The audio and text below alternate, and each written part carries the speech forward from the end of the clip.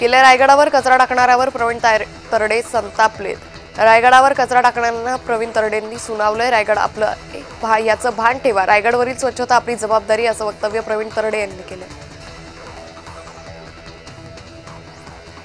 अर्ज छाननीच्या दरम्यान परंडा इथं 2 गटात दगडफेक झाली। परंडा नगरपालिकेमध्ये आमदार तानाजी सावंत यांचा गट आणि माजी आमदार राहुल मोटे यांचा गट आमने सामने आले। जाकीर सौदागर यांच्या उमेदवारी अर्जावर आक्षेप घेतल्यानं गोंधळ झाला।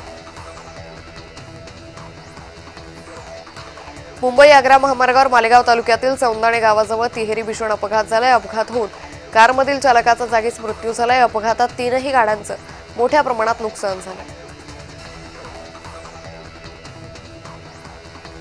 जळगावात महाविद्यालयातील कंत्राटी कर्मचाऱ्यांना आत्महत्या केली। नोकरी गेल्याच्या तणावातून कर्मचाऱ्यांना आत्महत्या केली। मृतांच्या नातेवाईकांकडून संस्था चालकांविरुद्ध कारवाईची मागणी केली जाते।